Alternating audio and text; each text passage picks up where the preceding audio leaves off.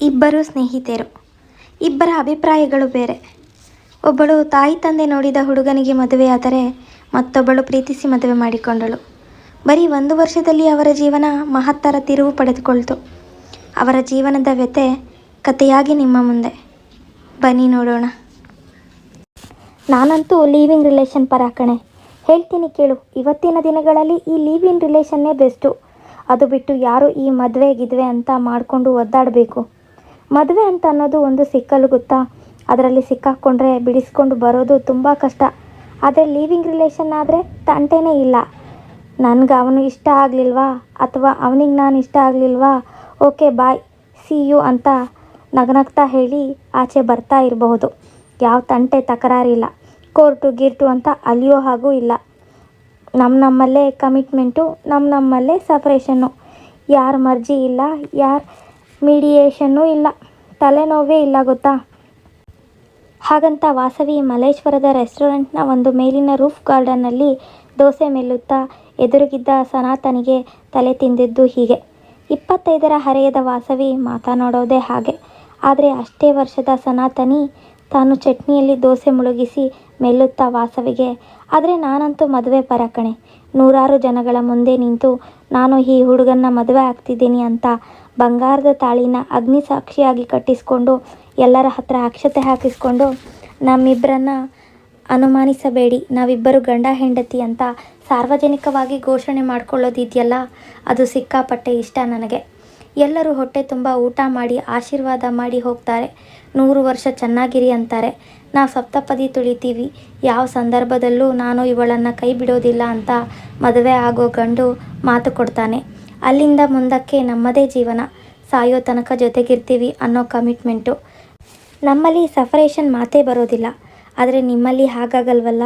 ಶುರುವಿನಲ್ಲೇ negative thought ಇಟ್ಕೊಂಡು ಹೋಗ್ತೀರಿ. ಇವತ್ತಲ್ಲ ನಾಳೆ ಬೇರೆ ಆದರೆ ತೊಂದರೆನೇ ಇರೋದು ಬೇಡ ಅಂತ ನೀವು ಕಮಿಟ್ಮೆಂಟೇ ಮಾಡ್ಕೊಳ್ಳೋದಿಲ್ಲ. ಇನ್ನು ಮಕ್ಕಳಂತೂ ಮಾಡ್ಕೊಳ್ಳೋದೇ ಇಲ್ಲ. ಆದರೆ ನಾವು ಹಾಗಲ್ಲ. ವರ್ಷ ತುಂಬೋದ್ರಲ್ಲಿ ಹೊಟ್ಟೆ ಮುಂದಕ್ಕೆ ಬಂದಿರುತ್ತೆ ಅಂತ ಸನಾತನಿ ನಕ್ಕಾಗ, ಹೌದಮ್ಮ ಎಲ್ಲ ಮ್ಯಾರೇಜಸ್ ಸಕ್ಸಸ್ ಆಗಿದೆಯಾ? ಅಷ್ಟೆಲ್ಲ ನೀತಿ ನಿಯಮ ಸಂಪ್ರದಾಯ ಶಾಸ್ತ್ರ ಎಲ್ಲ ಮಾಡಿ ಎಲ್ಲರ ಆಶೀರ್ವಾದ ತಗೊಂಡು ಸಾಯೋ ತನಕ ಜೊತೆಗಿರ್ತೀವಿ ಅಂತ ಕಮಿಟ್ಮೆಂಟ್ ಮಾಡಿಕೊಂಡು ಒಂದೇ ವಾರದಲ್ಲಿ ಸಂಬಂಧ ಬ್ರೇಕಪ್ ಆಗಿರೋ ಉದಾಹರಣೆಗಳಿಲ್ವೇನೆ? ನಾವು ಶುರುವಿನಲ್ಲೇ ನೆಗೆಟಿವ್ ಥಾಟ್ ಇಟ್ಕೊಂಡಿರೋದು ನಿಜ.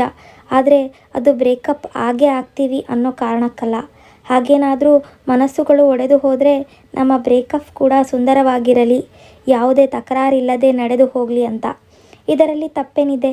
ಬಲವಂತಕ್ಕೆ ಯಾರೂ ಒಟ್ಟಿಗೆ ಇರಬಾರ್ದು. ಬೇಡ ಅಂದಾಗ ಬಿಟ್ಟು ಹೋಗೋ ಸ್ವಾತಂತ್ರ್ಯ ಇರಬೇಕು. ಕೊನೆ ತನಕ ಒಟ್ಟಿಗೆ ಇರ್ತೀವಿ ಅಂತ ಒಬ್ಬರ ಮುಖ ಒಬ್ಬರಿಗೆ ರಾಗದ ಹಾಗೆ ಎಷ್ಟು ದಿನ ಜೊತೆಗಿದ್ರೆ ಏನು ಪ್ರಯೋಜನ? ನನಗೇನೋ ಇದೇ ಬೆಟರು ಅನಿಸುತ್ತೆ. ವೇಟರ್ ತಂದಿಟ್ಟ ಮತ್ತೊಂದು ದೋಸೆಯ ತುಣುಕನ್ನು ಚಟ್ನಿ ಜೊತೆಗೆ ನಂಚಿಕೊಳ್ಳುತ್ತಾ ವಾಸವಿ ಅಂದಾಗ ಸನಾತನಿ ತಾನು ಮತ್ತೊಂದು ದೋಸೆಯ ತಿನ್ನಲು ಅಣಿಯಾಗುತ್ತಾ ಬೆರಳುಗಳನ್ನು ಚೀಪಿಕೊಂಡು, ಎಲ್ಲ ಸರಿ ಕಣೆ, ಆದರೆ ನಾವು ಮನಸ್ಸು ಬಂದಷ್ಟು ದಿನ ಒಟ್ಟಿಗಿರ್ತೀವಿ, ಮನಸ್ಸು ಇಲ್ಲದ ದಿನ ಬಿಟ್ಟು ಹೋಗ್ತೀವಿ ಅಂತನ್ನೋ ಯೋಚನೆ ನಿಮ್ಮ ಮನಸ್ಸುಗಳಲ್ಲಿ ಇರೋದಾದರೆ ನೀವು ಒಟ್ಟಿಗಿರೋದಾದರೂ ಹೇಗೆ? ನಮಗಾದರೂ ಕಮಿಟ್ಮೆಂಟ್ ಮಾಡಿಕೊಂಡಿದ್ದೀವಿ ಅನ್ನೋ ಭಯ ಇರುತ್ತೆ. ಆ ಭಯದಲ್ಲಿ ನಮ್ಮ ನಡುವೆ ಏನೇ ಭಿನ್ನಾಭಿಪ್ರಾಯ ಬಂದರೂ ಜನ ಉಗಿತಾರೆ ಅನ್ನೋ ಕಾರಣಕ್ಕೆ ನಮ್ಮ ಡಿಫ್ರೆನ್ಸ್ಗಳನ್ನು ಹಾಗೆ ಸಪ್ರೆಸ್ ಮಾಡಿಕೊಂಡು ಸಾಧ್ಯ ಆದಷ್ಟು ಕ್ಲಿಯರ್ ಮಾಡಿಕೊಂಡು ಅಲ್ಲಲ್ಲೇ ಜಗಳ ಆಡ್ತಾ ಅಲ್ಲಲ್ಲೇ ರಾಜಿ ಆಗ್ತಾ ನಮ್ಮ ಮಾತಿಗೆ ನಾವು ಬದ್ಧರಾಗೋ ಕಡೆ ಹೆಜ್ಜೆ ಹಾಕ್ತಾ ಹೋಗ್ತೀವಿ. ಆದರೆ ನಿಮ್ಮಲ್ಲಿ ಕಮಿಟ್ಮೆಂಟ್ ಅನ್ನೋದೇ ಇಲ್ಲ ಅಂತಾದಾಗ ಸಣ್ಣ ಸಣ್ಣ ವಿಷಯಕ್ಕೂ ನಿನ್ನನ್ನು ಬಿಟ್ಟು ಬಿಡ್ತೀನಿ, ಬೇರೆ ಹೋಗ್ತೀನಿ ಅನ್ನೋ ಮಾತು ಬರುತ್ತೆ. ನಿಮಗೆ ಯಾರ ಭಯನೂ ಇರಲ್ಲ, ಯಾರು ಹಾಗೂ ಇರೋದಿಲ್ಲ. ಬೇಕಾಬಿಟ್ಟಿ ಜೀವನ ಆಗಿಬಿಡುತ್ತೆ. ಇವನೆಲ್ಲದಿದ್ದರೆ ಇನ್ನೊಬ್ಬ, ಅವಳಿಲ್ಲದಿದ್ದರೆ ಮತ್ತೊಬ್ಬಳು ಅನ್ನೋ ಯೋಚನೆ ಬರುತ್ತೆ. ಅದು ತಪ್ಪು ಅನಿಸೋದಿಲ್ವಾ? ಹಾಗೆ ನಾವು ಗಂಡನ ಬದಲಾಯಿಸೋದಾಗಲಿ ಗಂಡ ಹೆಂಡತಿನ ಬದಲಾಯಿಸೋದಾಗಲಿ ಅಸಹ್ಯ ಅನಿಸೋದಿಲ್ವಾ? ಅಲ್ಲಿಗೆ ನಮ್ಮ ಸ್ಥಾನ ಏನಾಗುತ್ತೆ? ಒಬ್ಬನ ಬಿಟ್ಟು ಬೇರೆಯವನ ಜೊತೆಗೆ ಬದುಕೋ ಹೆಣ್ಣಿಗೆ ಸಮಾಜ ಏನು ಹೆಸರು ಕಟ್ಟುತ್ತೆ ಅಂತ ದೋಸೆ ತಿಂದು ಮುಗಿಸಿ ನೀರು ಕುಡಿದು ಅಂದಾಗ ವಾಸವಿ ಅದನ್ನು ಒಪ್ಪಲಿಲ್ಲ. ತಾನೂ ದೋಸೆ ತಿಂದು ನೀರು ಕುಡಿಯುತ್ತಾ ವೇಟರ್ ಕಡೆ ನೋಡಿ ಕಾಫಿ ಪ್ಲೀಸ್ ಅಂದವಳು ಮಾತಿಗೆ ಶುರುವಿಟ್ಟಳು. ನೋಡೆ, ನೀನು ಹೇಳ್ತೀಯಲ್ಲ, ಈಗ ಮದುವೆ ಮಾಡಿಕೊಂಡವರು ಎಷ್ಟು ಜನ ಬೇರೆಯಾಗಿಲ್ಲ ಹೇಳು? ಡಿವೋರ್ಸ್ ಕೂಡ ಮಾಡಿಕೊಳ್ಳದೆ ಬೇರೆ ಮದುವೆ ಅವರಿಲ್ಲವಾ? ಆಗ ಹೆಂಗಸಿಗೆ ಏನು ಹೆಸರು ಕಟ್ತೀಯಾ? ಅದೇ ಹೆಸರಿನಿಂದ ಇವಳನ್ನು ಕರೆಯೋಕ್ಕೆ ಸಾಧ್ಯ ಇದೆಯಾ? ಹಾಗೆಲ್ಲ ಹೇಳೋಕ್ಕಾಗಲ್ಲ. ಸ್ವಲ್ಪ ಅರ್ಥ ಮಾಡ್ಕೊ. ಈ ಕಾನ್ಸೆಪ್ಟ್ ಶುರುವಾಗಿದ್ದೇ ನಾವು ಫ್ರೀಯಾಗಿರಬೇಕು ಅನ್ನೋ ಕಾರಣಕ್ಕೆ, ಯಾರ ಮೇಲೆ ಯಾರು ಒತ್ತಡ ಹೇರಬಾರ್ದು ಅನ್ನೋ ಕಾರಣಕ್ಕೆ. ಸಂಬಂಧ ಹಲಸಿ ಹೋದರೂ ಅದೇ ಸಂಬಂಧ ಮುಂದುವರೆಸದೇನೆ ಬೇರೆಯಾಗಿ ನೆಮ್ಮದಿಯಾಗಿರಬೇಕು ಅನ್ನೋ ಕಾರಣಕ್ಕೆ. ಅದನ್ನು ಅಲ್ಲಗಳೆಯೋಕ್ಕಾಗೋದಿಲ್ಲ. ಈ ಕಾನ್ಸೆಪ್ಟ್ ಶುರುವಾಗಿದ್ದು ಇವತ್ತೇನಲ್ಲ, 1993ರಿಂದ ಇಂಡಿಯಾದಲ್ಲಿದೆ ಗೊತ್ತಾ ನಿನಗೆ ಅಂತ ಟಾಂಗ್ ಕೊಡುವ ಹೊತ್ತಿಗೆ ಬಂದದ್ದು ಹಬೆಯಾಡುವ ಕಾಫಿಯ ಘಮಲು ಮೂಗಿಗೆ ಬಡಿತಿದ್ದ ಹಾಗೆ. ಎಲ್ಲ ಮಾತು ಬಿಟ್ಟು ದೋಸೆಯ ಖಾರ ಇನ್ನೂ ಬಾಯಲ್ಲೇ ಉಳಿದಿರುವಾಗ ಇಂಥ ಕಾಫಿ ಹೀರಿದಾಗ ಸಿಗುವ ಮಜವೇ ಬೇರೆ. ಅದನ್ನು ಇಬ್ಬರು ಮಿಸ್ ಮಾಡಿಕೊಳ್ಳದೆ 4-6 ಸಾರಿ ಚಪ್ಪರಿಸಿ ಆ ನಂತರ ಸನಾತನಿ, ನೀ ಹೇಳಿದ್ಯಲ್ಲ 93ರಿಂದ ಇಂಡಿಯಾದಲ್ಲಿದೆ ಅಂತ, ಅದು ನನಗೂ ಗೊತ್ತು. ಆದರೆ ನಮ್ಮಲ್ಲಿ ಮದುವೆ ಆದವರನ್ನು ಗಂಡ ಹೆಂಡತಿ ಅಂತ ಕರೀತಾರೆ. ಆದರೆ ನಿಮ್ಮಲ್ಲಿ ಏನಂತ ಕರೆಯೋಕ್ಕೆ ಸಾಧ್ಯ? ನೀವೊಬ್ಬರಿಗೊಬ್ಬರು ಏನಂತ ಪರಿಚಯ ಮಾಡ್ಕೋತೀರಿ? ನನ್ನ ಪಾರ್ಟ್ನರ್, ನನ್ನ ಲಿವ್ ಇನ್ ಫ್ರೆಂಡ್, ಇಷ್ಟೇ ತಾನೇ ಹೇಳೋಕ್ಕೆ ಸಾಧ್ಯ. ನಾವು ಸಮಾಜದ ಮಧ್ಯದಲ್ಲಿ ಬದುಕೋದ್ರಿಂದ ನಮ್ಮ ಸಂಬಂಧಗಳು ಸಮಾಜಕ್ಕೂ ಒಪ್ಪಿಗೆ ಆಗಬೇಕು ಅಲ್ವಾ? ಅಷ್ಟಲ್ಲದೆ ಆ ಕಾಲದಲ್ಲಿ ಈ ಮದುವೆ ಅನ್ನೋ ಕಾನ್ಸೆಪ್ಟ್ ಹುಟ್ಟು ಹಾಕಿದ್ರಾ? ಸೊಸೈಟಿನಲ್ಲಿ ಬೇಕಾದ ಹಾಗೆ ಬೇಕಾದವರ ಸಂಬಂಧ ಮಾಡಿಕೊಂಡು ಜೀವನ ಮಾಡಿದರೆ ಹೊಲಸಾಗಿ ಕಾಣುತ್ತೆ ಅಂತ ಹೇಳಿ ಅದಕ್ಕೊಂದು ರೀತಿ ರಿವಾಜು ಮಾಡಿ ಮದುವೆ ಅನ್ನೋ ಕಲ್ಪನೆ ತಂದಿಟ್ಟಿದ್ದು. ಅದು ಇವತ್ತಿನ ತನಕ ನಡೀತಾ ಬಂದಿಲ್ವಾ? ಸುಮ್ಮನೆ ಒಂದು ಗಂಡು ಹೆಣ್ಣು ಒಟ್ಟಿಗೆ ಇದ್ದರೆ ಸೊಸೈಟಿ ತಪ್ಪಾಗಿ ತಿಳಿಯುತ್ತೆ ಕಣೆ ಅಂದಾಗ ಕಾಫಿಯ ಕೊನೆ ಗುಟುಕು ತೆಗೆದುಕೊಳ್ಳುತ್ತಾ ವಾಸವಿ ವೇಟರ್ ತಂದಿಟ್ಟ ಬಿಲ್ಲನ್ನು ತಾನು ಪಟಪಟನೆ ಕಿತ್ತುಕೊಂಡು ಅಂಗೈನಲ್ಲಿ ಮುದುರಿದಾಗ, ಹೇ ನಾನು ಬಿಲ್ ಕೊಡ್ತೀನಿ ಕಣೆ. ಬೇಡ, ನಾನೇ ಕೊಡ್ತೀನಿ. ಇಲ್ಲ, ಅದೇನು ನೀನೊಬ್ಬಳೇ ಕೊಡೋದು, ನಾನು ಕೊಡ್ತೀನಿ, ನೀನು ಇನ್ನೊಂದು ಸಾರಿ ಕೊಡು, ನಮ್ಮ ಮಾತು ಇಷ್ಟಕ್ಕೆ ಮುಗಿಯಲ್ಲ ಅಂತ ತಾನೇ ಹಣ ತೆಗೆದು ಬಿಲ್ ಮೇಲೆ ಇಟ್ಟಾಗ ವೇಟರ್ ಬಿಲ್ ತೆಗೆದುಕೊಂಡು ಹೋದ. ವಾಸವಿ ಶುರು ಮಾಡುತ್ತಾ, ನಿನಗೊಂದು ವಿಷಯ ಗೊತ್ತಿಲ್ಲ, 2003ರಲ್ಲಿ ಸುಪ್ರೀಂ ಕೋರ್ಟ್ ಏನು ಹೇಳಿದೆ ಗೊತ್ತಾ? ಒಂದು ಗಂಡು ಹೆಣ್ಣು ಲಿವ್ ಇನ್ ರಿಲೇಷನ್ನಲ್ಲಿ ಸುಮಾರು ವರ್ಷಗಳ ಕಾಲ ಒಟ್ಟಿಗೆ ಜೀವನ ಮಾಡಿದಾಗ ಆ ಹೆಣ್ಣಿನ ಜೊತೆ ಜೀವನ ಮಾಡೋ ಗಂಡಸಿಗೆ ಗಂಡ ಅನ್ನಬೇಕು, ಅವನ ಜೊತೆ ಜೀವನ ಮಾಡೋ ಹೆಣ್ಣಿಗೆ ಹೆಂಡತಿ ಅಂತ ಕರಿಬೇಕು ಅಂತ ಹೇಳಿದೆ. ನಮ್ಮ ದೇಶ ಯಾವತ್ತೂ ಒಪ್ಪಿಕೊಂಡಿದೆ. ಇನ್ನು ಯಾರಾದರೂ ಅನುಮಾನದಿಂದ ನೋಡಿದ್ರೆ ಅದಕ್ಕೇನು ಮಾಡೋಕ್ಕಾಗೋದಿಲ್ಲ. ಜೀವನ ಅಂತ ಅನ್ನೋದು ಚಿಕ್ಕದು, ಅದನ್ನು ಯಾಕೆ ಕಷ್ಟದಲ್ಲಿ ಕಳಿಬೇಕು? ಬೇರೆ ಹೋಗೋ ಸ್ವಾತಂತ್ರ್ಯ ಮುಕ್ತವಾಗಿದ್ದರೆ ಒಳ್ಳೆಯದು ಅಂತ ಹೇಳ್ತಿದ್ದೇನೆ ಹೊರತು ಬೇರೆ ಹೋಗಲೇಬೇಕು ಅಂತಲ್ಲ. ಕೊನೆ ತನಕ ಲಿವಿಂಗ್ ರಿಲೇಷನ್ನಲ್ಲಿ ಇದ್ದವರು ಇದ್ದಾರೆ. ಮದುವೆ ಅಂತನ್ನೋದು ಅನಿವಾರ್ಯ ಅಂತ ಅನ್ನಿಸಲಿಲ್ಲ. ಮದುವೆ ಆದರೆ ಮಾತ್ರನೇ ಜೀವನ ಅಂತಾನೂ ಅನ್ನಿಸಲಿಲ್ಲ. ಯಾರಿಗೂ ಯಾರೂ ಕಷ್ಟ ಅನ್ನಿಸಬಾರದು. ಸಂಬಂಧಗಳು ಕಿತ್ತು ಹೋದರೂ ಮದುವೆ ಆಗಿದ್ದೀವಿ ಅನ್ನೋ ಕಾರಣಕ್ಕೆ ಮುಂದುವರಿಸೋದ್ರಲ್ಲಿ ಅರ್ಥ ಇಲ್ಲ ಅನ್ನೋದಷ್ಟೇ ನಮ್ಮ ವಾದ. ಇವತ್ತು ಎಷ್ಟೋ ಮದುವೆಗಳು ಡಿವೋರ್ಸ್ನಲ್ಲಿ ಕೊನೆಯಾಗ್ತಾ ಇಲ್ವಾ? ಸುಮಾರು ಜನ ಕೊನೆ ತನಕ ಒಟ್ಟಿಗಿರ್ತಾನೇ ಇಲ್ಲ. ಅಲ್ಲಿಗೆ ಮದುವೆ ಅಂತನ್ನೋ ಕಾನ್ಸೆಪ್ಟು ಬಿದ್ದು ಹೋಗ್ತಿದೆ ಅಂತ ನನ್ನ ವೈಯಕ್ತಿಕ ಅಭಿಪ್ರಾಯ. ಬಾ, ಬಿಲ್ಲು ಕೊಟ್ಟಾಗಿದೆ ಅಂತ ಎದ್ದಾಗ ಸನಾತನಿ ಹೇಳುತ್ತಾ, ಆದರೆ ಇದು ನನ್ನ ಅಭಿಪ್ರಾಯಕ್ಕೆ ವಿರುದ್ಧ. ಯಾವತ್ತಿಗೂ ಈ ಮದುವೆ ಅನ್ನೋ ಕಾನ್ಸೆಪ್ಟ್ ಬಿದ್ದು ಹೋಗೋದಿಲ್ಲ. ಲಿವಿಂಗ್ ರಿಲೇಷನ್ ಅನ್ನೋ ವೆಸ್ಟರ್ನ್ ಕಲ್ಚರ್ ಇಲ್ಲಿ ಸೂಟ್ ಆಗುತ್ತೆ ಅಂತ ನನಗೆ ಅನ್ನಿಸ್ತಿಲ್ಲ. ಬಾ ಹೋಗೋಣ ಅಂತ ಮೂವ್ ಆಗತೊಡಗಿದ್ದರು. ಅದಾಗಿ ಸುಮಾರು 1 ವರ್ಷ ಕಳೆಯಿತು. ಸನಾತನಿ ಮತ್ತು ವಾಸವಿ ಭೇಟಿಯಾಗಲೇ ಇಲ್ಲ. ಅಷ್ಟು ಹತ್ತಿರದ ಸ್ನೇಹಿತರು ಅವರವರ ಅನಿವಾರ್ಯ ಕಾರಣಗಳಿಂದ ನಾಪತ್ತೆಯಾಗಿ ಬಿಟ್ಟರು. ಒಂದು ಫೋನಿಗೂ ಸಿಗಲಿಲ್ಲ. ಇಬ್ಬರ ನಂಬರ್ಗಳು ಬದಲಾಗಿ ಹೋಗಿತ್ತು. ಮನೆಯೂ ಬದಲಾಗಿ ಹೋಗಿತ್ತು. ಇಬ್ಬರ ಕೆಲಸಗಳೂ ಬದಲಾಗಿ ಹೋಗಿತ್ತು. ಹಾಗಾಗಿ ಪರಸ್ಪರ ಸಂಪರ್ಕವೇ ತಪ್ಪಿ ಹೋಗಿತ್ತು. ಆದರೆ ಕಾಲ ಹಾಗೆ ಇರುವುದಿಲ್ಲವಲ್ಲ. ಅವರಿಬ್ಬರು ಈಗ ಹೇಗಿದ್ದಾರೋ ಏನೋ, ಏನು ಮಾಡುತ್ತಿದ್ದಾರೋ ಯಾರಿಗೂ ಗೊತ್ತಿಲ್ಲ. ಅವರುಗಳಿಗೆ ಅವರು ಅಂದುಕೊಂಡ ಹಾಗೆ ಆಯಿತೋ ಇಲ್ಲವೋ ಅದೂ ಗೊತ್ತಿಲ್ಲ. ಆದರೆ ಒಂದು ಶ್ರಾವಣದ ಸಂಜೆ ಮೈಸೂರಿನ ಗಂಗೋತ್ರಿ ಆವರಣದಲ್ಲಿ ಅಂಥ ಮಳೆಯೇನೂ ಇರಲಿಲ್ಲ. ಎಲ್ಲೋ ಹನಿ ಹಾಕಿದ ಹಾಗೆ ಅನ್ನಿಸಿದರೂ ಆ ಹವೆಯಲ್ಲಿ ನಡೆಯುವುದಕ್ಕೆ ಮಜವಾಗಿತ್ತು. ಸುಮಾರು ಜನ ಆ ಹವೆಯನ್ನು ಆಸ್ವಾದಿಸುತ್ತಾ ಹೆಜ್ಜೆ ಹಾಕುತ್ತಿದ್ದರು. ಅದೇ ಮಜಾ ಅನುಭವಿಸುತ್ತಾ ವಾಸವಿ ನಡೆದು ಹೋಗುತ್ತಿದ್ದಳು.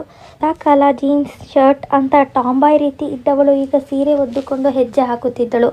ಅಲ್ಲಲ್ಲಿ ಕೈಗಳ ಗಾಜಿನ ಬಳೆಯ ಸದ್ದು, ಕುತ್ತಿಗೆಯ ಕೆಳಗೆ ಬ್ಲೌಸಿನಲ್ಲಿ ಆವಿತಿಕೊಂಡಿದ್ದ ತಾಳಿ, ಬೆನ್ನ ಮೇಲೆ ಇಳಿಬಿಟ್ಟ ಕೂದಲು, ಇದು ಅವಳ ಬದಲಾದ ಒಟ್ಟು ಚಹರೆ.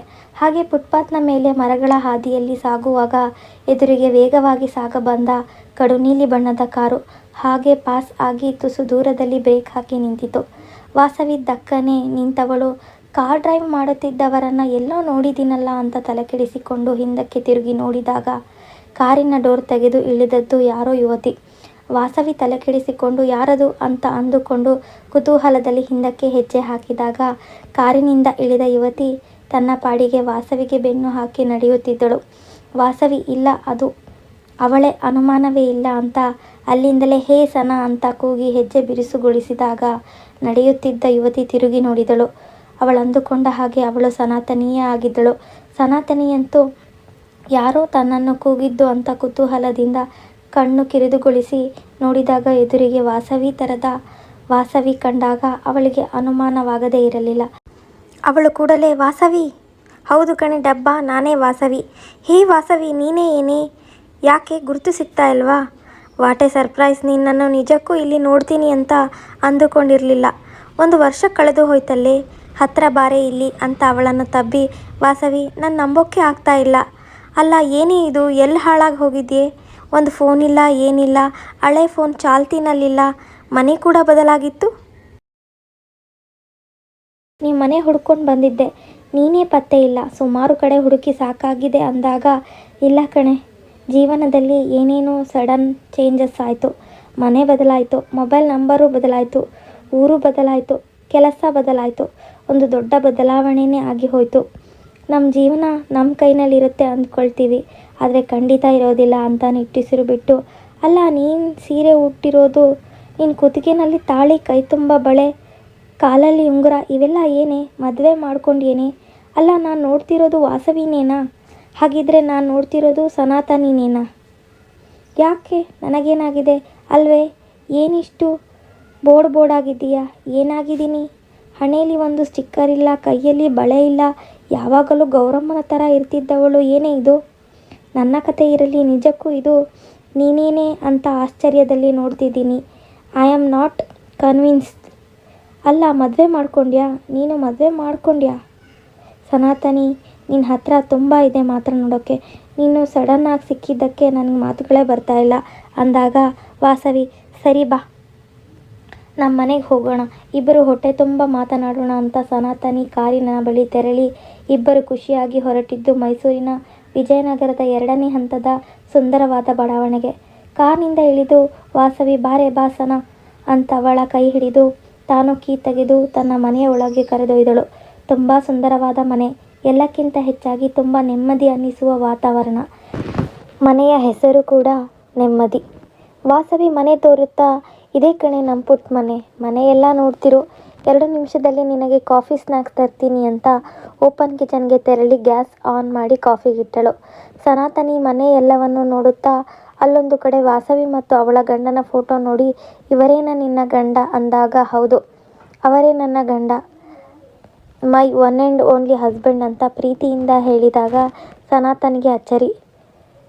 ಸಾರಿ ಹೀಗೆ ಹೇಳ್ತಿದ್ದೀನಿ ಅಂತ ಬೇಜಾರು ಮಾಡ್ಕೋಬೇಡ, ನೀನು ಮದುವೆ ವಿರೋಧಿಸ್ತಿದ್ದೆ, ಯಾವಾಗಲೂ ಲೀವಿಂಗ್ ರಿಲೇಷನ್ ಪರ ಅಂತಿದ್ದೆ, ಆದರೆ ನೀನು ಹೀಗೆ ಇದ್ದಕ್ಕಿದ್ದ ಹಾಗೆ ಯೂ ಟರ್ನ್ ತೆಗೆದುಕೊಂಡು ಮದುವೆಗೆ ಬೆಂಬಲಿಸಿದ್ದು ನಿಜವಾಗ್ಲೂ ನನಗೆ ಆಶ್ಚರ್ಯ ಆಗ್ತಿದೆ.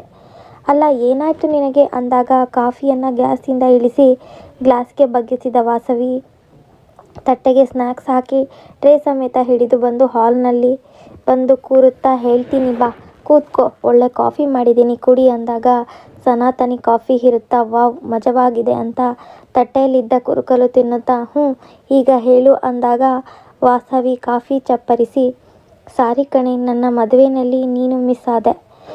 ಇನ್ಫ್ಯಾಕ್ಟ್ ನಿನ್ನನ್ನು ಹುಡ್ಕೊಂಡು ಬಂದೆ, ಆದರೆ ಹೇಳಿದ್ನಲ್ಲ ನಿನ್ನ ಮನೆ, ಫೋನ್ ನಂಬರ್ ಎಲ್ಲ ಬದಲಾಗಿತ್ತು. ಸೊ ಒಬ್ಬ ಒಳ್ಳೆ ಹುಡುಗನ ಜೊತೆ ಮದುವೆ ಆಯಿತು. ಫಾರ್ ಯುವರ್ ಕೈಂಡ್ ಇನ್ಫಾರ್ಮೇಷನ್ ಹೇಳೋದಾದರೆ ನನಗೆ ಈಗ 3 ತಿಂಗಳು ಅಂತ ಪಕ್ಕನೆ ನಕ್ಕಾಗ ಕುಡಿತಿದ್ದ ಕಾಫಿ ಗ್ಲಾಸ್ ಪಕ್ಕಕ್ಕಿಟ್ಟು, ಹೇ ಕಂಗ್ರ್ಯಾಚುಲೇಷನ್ ಕಳ್ಳಿ, ಅಷ್ಟು ಬೇಗ ಗರ್ಭಿಣಿನಾ? ವೆರಿ ನೈಸ್, ಏನೇ ಇದು ಸರ್ಪ್ರೈಸ್ ಕೊಡ್ತಿದ್ಯಾ ಅಂದಾಗ ನನ್ನ ಜೀವನ ನನಗೇ ಸಿಕ್ಕಾಪಟ್ಟೆ ಸರ್ಪ್ರೈಸ್ ಕೊಡ್ತಿದೆ. ನಿನಗೆ ಗೊತ್ತಲ್ಲ, ನಾನು ಮದುವೆ ಆಗೋ ಮನಸ್ಸೇ ಇಟ್ಟುಕೊಂಡಿರಲಿಲ್ಲ.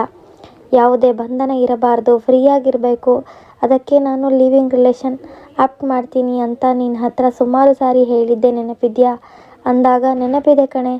ಅದೇ ನನಗೆ ಆಶ್ಚರ್ಯ ಆಗ್ತಿದೆ, ಮದುವೆ ಅಂದರೆ ಉರಿದು ಬೀಳ್ತಾ ಇದ್ದವಳು ನೀನು, ಈ ಮದುವೆ ಅನ್ನೋ ಕಾನ್ಸೆಪ್ಟ್ ಸರಿ ಇಲ್ಲ ಅಂತಿದ್ದವಳು ನೀನು, ಆದರೆ ಇದ್ದಕ್ಕಿದ್ದ ಹಾಗೆ ನೀನು ಮದುವೆ ಆಗಿ ತಾಳಿ ಸಮೇತ ಕಾಣಿಸಿಕೊಂಡಾಗ ನಿಜವಾಗ್ಲೂ ನನಗೆ ಆಶ್ಚರ್ಯ ಆಯಿತು.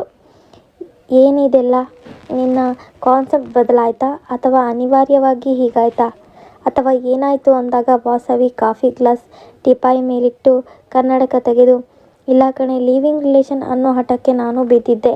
ಅದೇ ಪ್ರಕಾರ ನಾನು ತುಂಬ ಇಷ್ಟಪಡ್ತಾ ಇದ್ದ ಹುಡುಗ ಅರುಣ್ ಜೊತೆ ಲಿವಿಂಗ್ ರಿಲೇಷನ್ ಮಾಡ್ಕೊಳ್ಳೋಣ ಅಂತ ಹೊರಟೆ. ಅಪ್ಪ ಅಮ್ಮನಿಗೂ ಕನ್ವಿನ್ಸ್ ಮಾಡಿ ಒಂದು ಫ್ಲ್ಯಾಟ್ನಲ್ಲಿ ಅವನ ಜೊತೆ ಹೆಜ್ಜೆ ಇಟ್ಟೆ. ತುಂಬ ಚೆನ್ನಾಗಿ ಅನ್ನಿಸ್ತು. ಯಾವುದೇ ಬಂಧನ ಇಲ್ಲ, ಹೇಳೋರಿಲ್ಲ ಕೇಳೋರಿಲ್ಲ. ನಾವು ಇಬ್ಬರೇ ನಮಗೆ ತೋಚಿದ ಅಡುಗೆ ಮಾಡೋದು, ಹೊಟ್ಟೆ ತುಂಬ ತಿನ್ನೋದು, ಎಷ್ಟು ಹೊತ್ತಿಗೆ ಮಲಗೋದು, ಇಷ್ಟ ಬಂದಾಗ ಹೇಳೋದು, ಹೀಗೆ ನಡೀತಾ ಇತ್ತು. ಆ ಹೊಸ ಬದುಕನ್ನು ನಾನು ಕುತೂಹಲದಿಂದ ಮಾಡ್ತಾ ಹೋದೆ. ಮಧ್ಯ ಮಧ್ಯ ಅರುಣ್ ನನ್ನನ್ನು ಹಾಸಿಗೆಗೆ ಎಳೆಯೋಕ್ಕೆ ನೋಡ್ತಿದ್ದ. ಆದರೆ ನನ್ನ ಮನಸ್ಸು, ನನ್ನ ದೇಹ ಇನ್ನೂ ಸಿದ್ಧವಾಗಿರಲಿಲ್ಲ. ನಾನು ಮುಂದಕ್ಕೆ ಹಾಕ್ತಾ ಹೋದೆ. ಅರುಣ್ ಅಸಮಾಧಾನ ತೋರಿಸೋಕ್ಕೆ ಶುರು ಮಾಡಿದ. ಸ್ವಲ್ಪ ವೆಯ್ಟ್ ಮಾಡು ಅಂತ ನಾನಂದೆ. ಹಾಗೆ ಅವನ ಜೊತೆ ಇರೋಕೆ ಶುರು ಮಾಡಿದಾಗ ಬೇರೆ ಹುಡುಗಿಯರ ಜೊತೆ ಫೋನಿನಲ್ಲಿ ಅವನ ಮಾತುಕತೆಗಳು, 3 ಹೊತ್ತು ಚಾಟಿಂಗ್ಸ್ ನಡೀತಾ ಇತ್ತು. ಅರುಣ್ ನನ್ನವನು ಅನ್ನೋ ಪೊಸೆಸಿವ್ನೆಸ್ ನನ್ನಲ್ಲಿ ಇತ್ತಲ್ಲ. ನಾನು ಅಸಮಾಧಾನ ತೋರಿಸೋಕೆ ಶುರು ಮಾಡಿದೆ. ಅವನು ಕೇಳಲಿಲ್ಲ. ನನಗೆ ಸುಮಾರು ಜನ ಗರ್ಲ್ಫ್ರೆಂಡ್ ಇದ್ದಾರೆ, ನಾನು ಮಿಸ್ ಮಾಡ್ಕೊಳ್ಳೋಕ್ಕೆ ಸಾಧ್ಯ ಇಲ್ಲ. ಅದರಲ್ಲಿ ಏನು ತಪ್ಪು ಅಂದಾಗ, ಹ್ಯಾಕ್ ಸಾಧ್ಯ, ಯು ಆರ್ ಮೈನ್, ನೀನು ಹಾಗೆಲ್ಲ ಮತ್ತೊಬ್ಬರ ಜೊತೆ ಸಂಪರ್ಕ ಇಟ್ಕೋಬಾರ್ದು ಅಂದೆ. ಅವನು, ಇಲ್ಲ ಆಗಲ್ಲ, ನೀನು ಬೇಕಾದವರ ಜೊತೆ ಸಂಪರ್ಕ ಇಟ್ಕೋ, ನಾನೇನು ಕೇಳೋಕ್ಕೆ ಬರಲ್ಲ ಅಂದ. ನನಗೆ ಸಹಿಸೋಕ್ಕೆ ಆಗಲಿಲ್ಲ. ಅವತ್ತು ತೆಗೆದು ಅವನ ಕಪಾಳಕ್ಕೆ ಹೊಡೆದು ಬಿಟ್ಟೆ. ಅಂದಾಗ ಸನಾತನಿ ತತ್ತರಿಸಿ, ಮುಂದೇನಾಯ್ತೆ ಅಂದಾಗ, ಅವತ್ತೊಂದು ದಿನ ಅರುಣ್ ಆಫೀಸಿನಿಂದ ಬಂದು ಹೇಳಿದ, ನೀನು 1 ತಿಂಗಳು ನಿಮ್ಮಪ್ಪನ ಮನೆಯಲ್ಲಿರು, ನಮ್ಮಮ್ಮ ಇಲ್ಲಿರೋಕ್ಕೆ ಬರ್ತಿದ್ದಾರೆ, ನೀನಿದ್ರೆ ಅವರಿಗೆ ಸರಿಯೇ ಹೋಗೋದಿಲ್ಲ, ಅಮ್ಮ ಹೋದ್ಮೇಲೆ ವಾಪಸ್ ಬರುವೆಂತೆ ಅಂದಾಗ ನಾನು ಉರಿದು ಬಿದ್ದೆ. ನಿಜಕ್ಕೂ ನಿನ್ನನ್ನು ಮದುವೆ ಆದವಳೇ ಆಗಿದ್ರೆ ನೀನು ಹೀಗೆ ಹೋಗು ತವರು ಮನೆಗೆ ಅಂತ ಕಳಿಸೋಕ್ಕೆ ಸಾಧ್ಯ ಇತ್ತಾ? ನನ್ನನ್ನು ನೀನು ಹೆಂಡತಿ ಅಂತ ಕನ್ಸಿಡರೇ ಮಾಡಿಲ್ಲ. ನಿಮ್ಮಮ್ಮ ಬಂದಾಗ ನಾನು ಬೇರೆ ಇರಬೇಕು ಅಂತನ್ನೋದಾದರೆ ನಮ್ಮ ಸಂಬಂಧದ ಅರ್ಥ ಏನು? ನಾನು ಹೋಗಲ್ಲ ಅಂತ ಜಗಳಕ್ಕೆ ಬಿದ್ದೆ. ಅವನು ಕೇಳಲಿಲ್ಲ. ಮಾತಿಗೆ ಮಾತು ಬೆಳೆಯಿತು. ಅಲ್ಲಿ ನನಗೆ ಸ್ಪಷ್ಟ ಆಯಿತು, ಅವನಿಗೆ ನನ್ನನ್ನು ಸೇರಬೇಕು ಅನ್ನೋ ಹಂಬಲ ಇತ್ತೇ ಹೊರತು ನನ್ನ ಜೊತೆ ಜೀವನ ಮಾಡಬೇಕು ಅಂತಲ್ಲ. ಅಕಸ್ಮಾತ್ ಸೇರಿದ್ದರೂ ಸೇರಿದ ನಂತರ ಕೂಡ ಬಾಳೆಹಣ್ಣಿನ ಸಿಪ್ಪೆ ಬಿಸಾಡಿದ ಹಾಗೆ ಬಿಸಾಡೋದು ಅವನ ಉದ್ದೇಶ ಆಗಿತ್ತು. ಯಾವಾಗ ವಿಷಯ ಅರ್ಥ ಆಯಿತೋ ನಾನು ಒಂದು ಕ್ಷಣ ಕೂಡ ತಡ ಮಾಡಲಿಲ್ಲ. ನಾನಿನ್ನೂ ವರ್ಜಿನ್ ಆಗಿ ಉಳಿದಿದ್ದೀನಿ ಅನ್ನೋ ಕಾನ್ಫಿಡೆನ್ಸ್ ನನಗೆ ಹೆಮ್ಮೆ ಅನ್ನಿಸಿತ್ತು. ಆಗಲೇ ನನ್ನ ಲಗೇಜ್ ಎಲ್ಲ ತಗೊಂಡು ಅವನಿಗೊಂದು ಗುಡ್ ಬೈ ಹೇಳಿ ಆ ಕಡೆ ದಿಕ್ಕಿಗೆ ಮುಖನೂ ಹಾಕದ ಹಾಗೆ ಹೊರಟು ಬಂದು ಬಿಟ್ಟೆ. ಸನಾತನಿ ಶಾಕ್. ಹೀಗೆಲ್ಲ ಆಯ್ತೇನೆ ಅಂದಾಗ, ಹೌದು. ಮನೆಗೆ ಬಂದು ಅಪ್ಪ ಅಮ್ಮನ ಹತ್ರ ಎಲ್ಲ ಹೇಳ್ಕೊಂಡು ಹತ್ತು ಬಿಟ್ಟೆ. ಅದೇ ಹೊತ್ತಿಗೆ ಮದುವೆಗೆ ಅಂತ ಒಂದು ಮೈಸೂರಿನಿಂದ ಪ್ರಪೋಸಲ್ ಬಂತು. ನನ್ನ ಕಾನ್ಸೆಪ್ಟ್, ನನ್ನ ಫಿಲಾಸಫಿ ಎಲ್ಲ ಪಕ್ಕಕ್ಕಿಟ್ಟು ಆ ಹುಡುಗನ ಓಕೆ ಮಾಡಿಕೊಂಡು ಒಂದೇ ವಾರದಲ್ಲಿ ಮದುವೆ ಮಾಡಿಕೊಂಡು ಮೈಸೂರಿಗೆ ಬಂದುಬಿಟ್ಟೆ. ಅಲ್ಲಿಂದ ನನ್ನ ಬದುಕಿನಲ್ಲಿ ಶುರುವಾಗಿದ್ದೇ ಹೊಸ ಅಧ್ಯಾಯ. ಟಚ್ವುಡ್, ಅವತ್ತಿಂದ ಇವತ್ತಿನ ತನಕ ನಾನು ಮದುವೆ ಆದ ಪ್ರತಿ ಕ್ಷಣವನ್ನು ಎಂಜಾಯ್ ಮಾಡ್ತಿದ್ದೀನಿ. ನನ್ನ ಗಂಡ ಎಷ್ಟು ಹೊತ್ತಿಗೆ ಬರ್ತಾರೋ ಅಂತ ಬಾಗಿಲ ಹತ್ರ ನಿಂತು ಕಾಯ್ತೀನಿ. ಅವರ ಜೊತೆ ಇದ್ದರೆ ಹೊತ್ತು ಹೋಗೋದೇ ಗೊತ್ತಾಗಲ್ಲ. ಬೆಳಿಗ್ಗೆ ಅವರನ್ನು ಆಫೀಸಿಗೆ ಕಳಿಸಿಕೊಡೋದೇ ಒಂದು ಸಂಭ್ರಮ. ಆದಾಗ್ಯೂ ಆಫೀಸಿನಿಂದ ಅವರು ಫೋನ್ ಮಾಡೋ ಕ್ಷಣಕ್ಕಾಗಿ ಕಾಯ್ತೀನಿ. ತುಂಬ ಕಂಫರ್ಟ್ ಅನ್ನಿಸುತ್ತೆ. ಪದೇ ಪದೇ ನನ್ನ ಹೊಟ್ಟೆ ಮುಟ್ಟಿ ನೋಡ್ಕೊಳ್ಳುವಾಗ ಖುಷಿ ಅನ್ನಿಸುತ್ತೆ ಅಂದಾಗ ಸನಾತನಿ ಖುಷಿ. ನಡೆದಿದ್ದೆಲ್ಲ ಕೇಳಿ ಸಂತೋಷ ಆಯಿತು. ಕಡೆಗೂ ಆ ಪಾಪಿನ ಬಿಡಿಸಿಕೊಂಡು ಒಂದೊಳ್ಳೆ ಬದುಕು ಕಟ್ಕೊಂಡ್ಯಲ್ಲ, ಒಳ್ಳೆ ಕೆಲಸ ಮಾಡಿದೆ. ನೀನು ಖುಷಿಯಾಗಿರೋದು ನೋಡೋಕ್ಕೆ ಸಂತೋಷ ಆಗುತ್ತೆ. God bless you both. ನನಗೆ ಟೈಮ್ ಆಗ್ತಿದೆ, ಮತ್ತೊಂದು ಸಾರಿ ಸಿಗ್ತೀನಿ ಅಂತ ಎಂದಾಗ, ನಿಂತ್ಕೊಳ್ಳೆ, ಎಲ್ಲಿಗೆ ಹೋಗ್ತೀಯ, ಇರು, ಪ್ರಪಂಚ ಮುಳುಗಿ ಹೋಗಲ್ಲ. ಯಾಕೋ ನಿನ್ನನ್ನು ನೋಡಿದ್ರೆ ಇನ್ನೂ ನೀನು ಮದುವೆ ಆಗಿಲ್ಲ ಅನ್ನಿಸ್ತಿದೆ. ಯಾಕೆ ಮದುವೆ ಮಾಡ್ಕೊಂಡಿಲ್ಲ ನೀನು? ಈ 1 ವರ್ಷದಲ್ಲಿ ಏನು ನಡೆದಿದೆ ಅಂದಾಗ ಸನಾತನಿ ಕಣ್ಣಲ್ಲಿ ತುಳುಕಿತ್ತು ಕಣ್ಣೀರು. ವಾಸವಿ ಸನಾಳ ಕೈ ಅದುಮಿ ಸಮಾಧಾನ ಮಾಡ್ಕೊ, ಏನಾಯಿತು ಅಂತ ಹೇಳು ಅಂದಾಗ ಸನಾತನಿ, ಮದುವೆ ಬಗ್ಗೆ ನನಗಿದ್ದ ಗೌರವ ನಂಬಿಕೆಗಳು ನಿನಗೆ ಗೊತ್ತು. ಅಪ್ಪ ಅಮ್ಮ ಗೊತ್ತು ಮಾಡಿದ ಹುಡುಗನ್ನೇ ಮದುವೆ ಮಾಡ್ಕೊಳ್ಬೇಕು ಅನ್ನೋ ಆಸೆ ನನಗೆ. ನಾನು ಇಷ್ಟದ ಹಾಗೆ ಅಪ್ಪ ಅಮ್ಮನೇ ನನಗೆ ಹುಡುಗನ ಹುಡುಕಿ ಕೊಟ್ಟರು. ನಾನು ಅವನನ್ನೇ ಒಪ್ಪಿಕೊಂಡೆ. ನನಗೆ ಕನಸಿತ್ತಲ್ಲ, 100 ಜನಗಳ ಸಮ್ಮುಖದಲ್ಲಿ ಅಗ್ನಿಸಾಕ್ಷಿಯಾಗಿ ಅವನ ಕೈ ಹಿಡಿದು ಸಪ್ತಪದಿ ತುಳಿದು ಅವನ ಜೊತೆ ಮೆರವಣಿಗೆ ಹೊರಟು ಅವನ ಕೈ ಹಿಡಿದು ತೋರಿಸೋ ಅರುಂಧತಿ ನಕ್ಷತ್ರ ನೋಡಬೇಕು ಅಂತ. ಅದೆಲ್ಲ ನೆರವೇರಿತು. ಬಂದವರೆಲ್ಲ ಅಕ್ಷತೆ ಹಾಕಿ 100 ವರ್ಷ ಚೆನ್ನಾಗಿರಿ ಅಂತ ಶುಭ ಹಾರೈಸಿದ್ರು. ಊಟ ತುಂಬ ಚೆನ್ನಾಗಿತ್ತು. ತೃಪ್ತಿ ಆಯಿತು ಅಂತ ಹೇಳಿ ಹೋದರು. ಒಂದು ಶುಭ ದಿನ ನೋಡಿ ನಿಷೇಕ ಪ್ರಸ್ತ ಮಾಡಿಕೊಂಡು ಅಕ್ಕಿ ತುಂಬಿದ ಸೇರನ್ನು ಗಂಡನ ಮನೆ ಹೊಸಿಲಲ್ಲಿ ಒದ್ದು ಖುಷಿಯಾಗಿ ಆ ಮನೆಗೆ ಕಾಲಿಟ್ಟೆ. ಮದುವೆ ಅಂತನ್ನೋದು ಪವಿತ್ರವಾದ ಬಂಧನ. ಆ ಬಂಧನಕ್ಕೆ ಒಳಪಡಬೇಕು ಅಂತ ಬಯಸಿ ಬಯಸಿ ಬಂಧನಕ್ಕೆ ಒಳಗಾದೆ. ಆದರೆ ಅದು ನಿಜಕ್ಕೂ ಬಂಧನವೇ ಆಯಿತು ಅಂದಾಗ ವಾಸವಿಗೆ ಗೊಂದಲ. ನೀನು ಹೇಳಿದ್ದು ಅರ್ಥ ಆಗಲಿಲ್ಲ. ಎಲ್ಲ ನೀನು ಅಂದ್ಕೊಂಡ ಹಾಗೆ ಆಯ್ತಲ್ಲ, ಇನ್ನೇನು ಸಮಸ್ಯೆ ಅಂದಾಗ ಸಮಸ್ಯೆ ಶುರುವಾಗಿದ್ದೆ ಅಲ್ಲಿ. ನಾನು ಬಯಸಿ ಬಯಸಿ ಬಂಧನ ಅಂದೆ. ಅವರು ನಿಜಕ್ಕೂ ನನ್ನನ್ನು ಬಂಧನದಲ್ಲಿಟ್ಟರು. ಒಂದು ಹೊರಗೆ ಹೋಗೋ ಹಾಗಿಲ್ಲ, ಬರೋ ಹಾಗಿಲ್ಲ. ನನಗೆ ನನ್ನದೇ ಆದ ಸ್ವಾತಂತ್ರ್ಯ ಇಲ್ಲ. ನಾನು ಏನು ಮಾಡೋ ಹಾಗಿಲ್ಲ. ಎಲ್ಲವನ್ನೂ ಗಂಡ ಹೇಳಬೇಕು, ಇಲ್ದಿದ್ರೆ ಅತ್ತೆ ಹೇಳಬೇಕು, ಇಲ್ಲದಿದ್ದರೆ ಸುಮ್ಮನಿರಬೇಕು. ಒಬ್ಬರಿಗೆ ಒಂದು ಫೋನ್ ಮಾಡೋ ಹಾಗಿಲ್ಲ, ಮಾತನಾಡೋ ಹಾಗಿಲ್ಲ, ಅಪ್ಪನ ಮನೆಗೆ ಹೋಗೋ ಹಾಗಿಲ್ಲ, ಬರೋ ಹಾಗಿಲ್ಲ. ಫೋನ್ ಮಾಡಿದವರು ಕೂಡ ಆಕ್ಷೇಪ. ನನಗೆ ಇಷ್ಟವಾದ ತಿಂಡಿ ಮಾಡೋ ಹಾಗಿಲ್ಲ, ತಿನ್ನೋ ಹಾಗಿಲ್ಲ. ಯಾರನ್ನ ಕೇಳಿ ಮಾಡಿದೆ ಅಂತ ಬೈಗುಳ. ಬಯಸಿದ ಬಟ್ಟೆ ತೊಡೋ ಹಾಗಿಲ್ಲ, ಅದಕ್ಕೂ ಕಿರಿಕಿರಿ. ರಾತ್ರಿ ಮಲಗೋಕ್ಕೂ ಪರ್ಮಿಷನ್ ಬೇಕು. ಬೆಳಗ್ಗೆ ಅವರು ಹೇಳಿದ ತಕ್ಷಣ ಹೇಳಬೇಕು. ನಾನಂತೂ ಜೀತದಾಳಾಗಿ ಬಿಟ್ಟೆ. ಇದರ ಜೊತೆಗೆ ಗಂಡನ ಅನುಮಾನ ಬೇರೆ.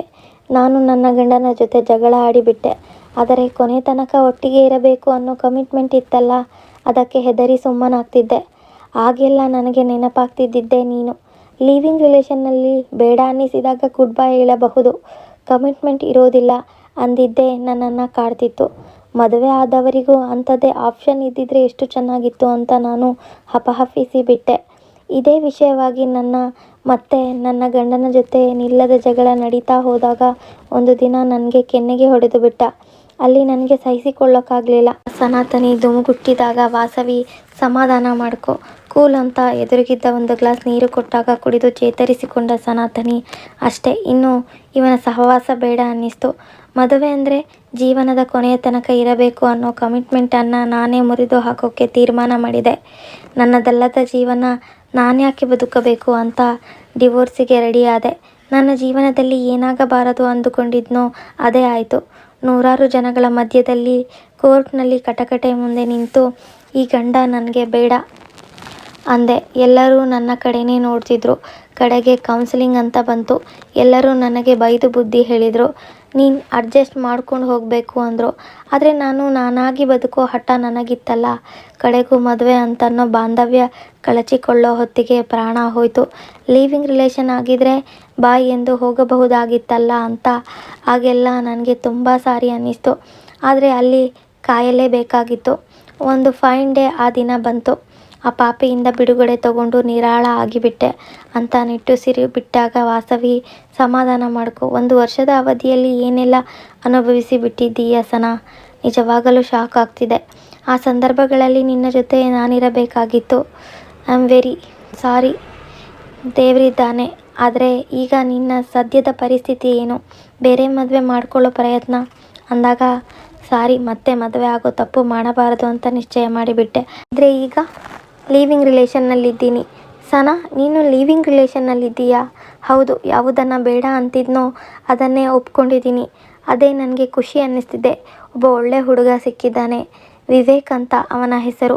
ಸುಮಾರು 1 ತಿಂಗಳಿಂದ ನನ್ನ ಜೊತೆಯಾಗಿದ್ದಾನೆ. ಲಿವಿಂಗ್ ರಿಲೇಷನ್ ಆದರೂ ಹುಡುಗನಿಗೆ ಕಮಿಟ್ಮೆಂಟ್ ಇದೆ. ಬೇಕಾಬಿಟ್ಟಿ ಬದುಕೋ ಮನಸ್ಸೇನಿಲ್ಲ. ಪ್ರೀತಿಯಿಂದ ನನ್ನನ್ನು ನೋಡ್ಕೊತಾನೆ. ಒಬ್ಬ ಗಂಡಸು ಕೊಡಬಹುದಾದ ಕಂಫರ್ಟ್ ಅವನು ಕೊಡ್ತಿದ್ದಾನೆ. ಎಷ್ಟೋ ಸಂದರ್ಭ ಅವನ ಎದೆಯಲ್ಲಿ ನಾನು ಕರಗಿ ಹೋಗ್ತೀನಿ. ಮನೆ ಕೆಲಸಗಳನ್ನು ಹಂಚಿಕೊಂಡು ಮಾಡ್ತೀವಿ. ಇಡೀ ತಿಂಗಳ ಬಜೆಟ್ ಪ್ಲ್ಯಾನ್ ಮಾಡ್ತೀವಿ. ಎಲ್ಲೇ ಹೊರಗೆ ಕರ್ಕೊಂಡು ಹೋದರೂ ನನ್ನ ಹೆಂಡತಿ ಅಂತಾನೆ ಹೇಳ್ತಾನೆ. ನಾನು ನನ್ನ ಗಂಡ ಅಂತಾನೆ ಹೇಳ್ತೀನಿ. ಹಿಡಿದ ಕೈ ಬಿಡೋದಿಲ್ಲ ಕಣೆ. ಉಸಿರು ಕಟ್ಟಿಸೋ ಹಾಗೆ ಪ್ರೀತಿ ಮಾಡ್ತಾನೆ. ಇನ್ನೇನು ಬೇಕು ನನಗೆ? ವಿ ಆರ್ ಟುಗೆದರ್ ಅಂದಾಗ ವಾಸವಿಗೆ ಕಣ್ತುಂಬಿ ಬಂತು. ಖುಷಿ ಆಯಿತು ನನಗೆ. ಎಲ್ಲಿ ಟ್ರ್ಯಾಜಿಡಿ ಆಯಿತು ಅಂತ ಆತಂಕ ಆಯಿತು. ಆದರೆ ತೊಂದರೆ ಇಲ್ಲ. ನಿನ್ನ ಕಾನ್ಸೆಪ್ಟಿಗೆ ವಿರುದ್ಧವಾಗಿರೋ ಆಯ್ಕೆ ಮಾಡಿಕೊಂಡೆ ಅನ್ನೋದು ಯೂಸ್ ಅಲ್ಲ. ಇಷ್ಟಕ್ಕೂ ಸಮಸ್ಯೆಗಳು ಯಾವುದರಲ್ಲಿರಲ್ಲ? ಮದುವೆ ಆದವರಲ್ಲಿಲ್ಲವಾ ಅಥವಾ ಲಿವಿಂಗ್ ರಿಲೇಷನ್ನಲ್ಲಿ ಇರೋದಿಲ್ವಾ? ಸಮಸ್ಯೆಗಳು ಎಲ್ಲ ಕಡೆ ಇರುತ್ತೆ. ಆದರೆ ಅದನ್ನು ನಾವು ಹೇಗೆ ತಗೋತೀವಿ, ಹೇಗೆ ನಿಭಾಯಿಸ್ಕೊಂಡು ಹೋಗ್ತೀವಿ ಅನ್ನೋದಷ್ಟೇ ಮುಖ್ಯ. ಕಾನ್ಸೆಪ್ಟ್ಗಳು ಬದಲಾಗಿರಬಹುದು, ಆದರೆ ಜೀವನ ಅದೇ ತಾನೇ ಅಂತ ಕೆನ್ನೆ ತಟ್ಟಿದಾಗ ಸನಾತನಿಗೆ ನಿರಾಳವಾದ ಭಾವ. ಹತ್ತು ಹಗುರಾದ ಸಮಾಧಾನ. ಹೌದು, ಈ ಕತೆ ನಮಗೆ ಜೀವನದಲ್ಲಿ ಸಂಬಂಧಗಳ ಬಗ್ಗೆ ಪಾಠ ಕಲಿಸುತ್ತೆ. ಈ ಕಥೆ ನಿಮಗೆ ಇಷ್ಟವಾಗಿದ್ದರೆ ದಯವಿಟ್ಟು ಒಂದು ಲೈಕ್ ಕೊಡಿ. ಹಾಗೆ ಸಬ್ಸ್ಕ್ರೈಬ್ ಮಾಡ್ಕೊಳ್ದೆ ಕಥೆನ ಕೇಳ್ತಿದ್ರೆ ದಯವಿಟ್ಟು ಸಬ್ಸ್ಕ್ರೈಬ್ ಮಾಡಿಕೊಂಡು ಸಪೋರ್ಟ್ ಮಾಡಿ.